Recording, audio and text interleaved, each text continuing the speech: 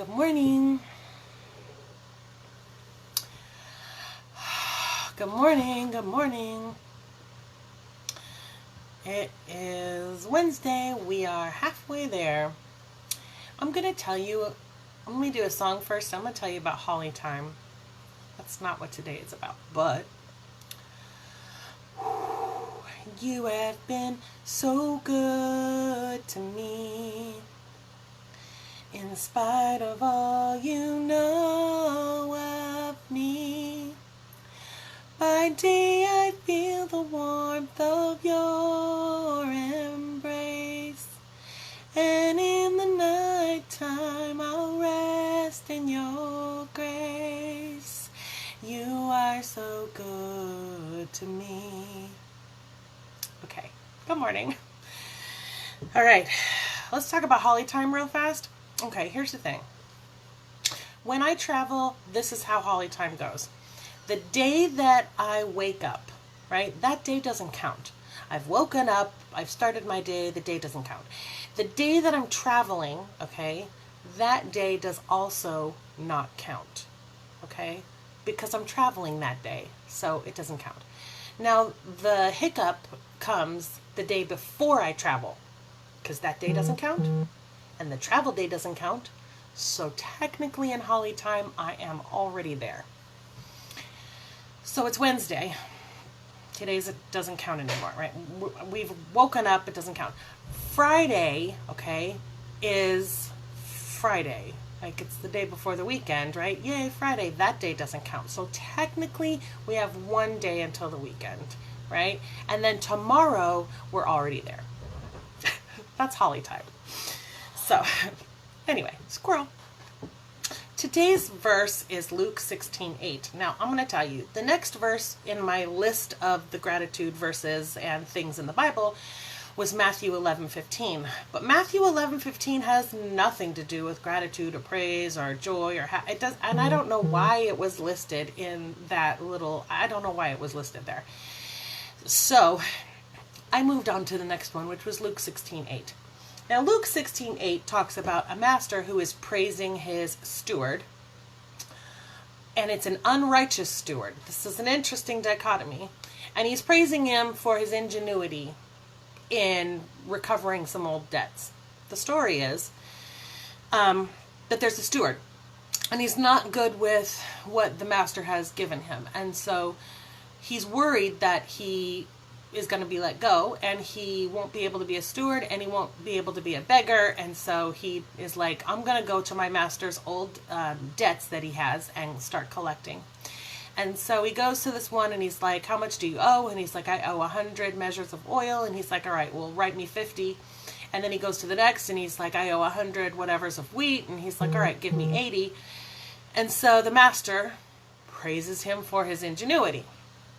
And after that, Jesus basically says that man is more concerned with things of the world and things of this earth than they are in working towards building up rewards in heaven and working towards kingdom purposes.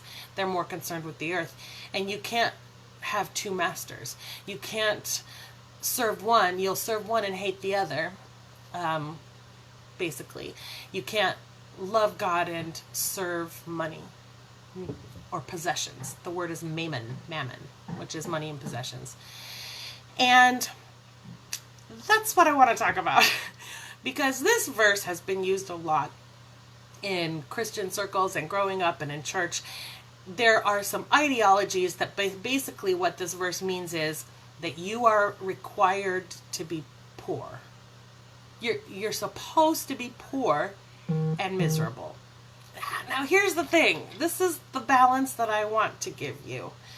And I wrote a couple things down. So, it's a verse warning against the obsessing of worldly things and evil gain over the love of the Lord and using your wealth and influence and things that God's given you for the kingdom. Okay? The trick of the enemy is to keep Christians' mindsets in like a depravity, a lack, a paralyzation, ineffectiveness, sort of judging, self-righteous, false humility, shackle. That is the extreme of this verse. because it's not saying anything about being wealthy or creative or successful in your endeavors. It's saying you cannot love the world and obsess about all of the things that it has and evil gain and all of the possessions and serve God. It's not talking about being successful. Do you understand the difference? Matter of fact, there's a ton of verses and stories and people in historical biblical context that talk about asking God to bless their legacy, and enlarge their territory and give them favor. Now here's the thing. Loving the Lord does not mean you're required to be poor. It means you need to love the Lord and ask Him to use you as a vessel of goodness for other people.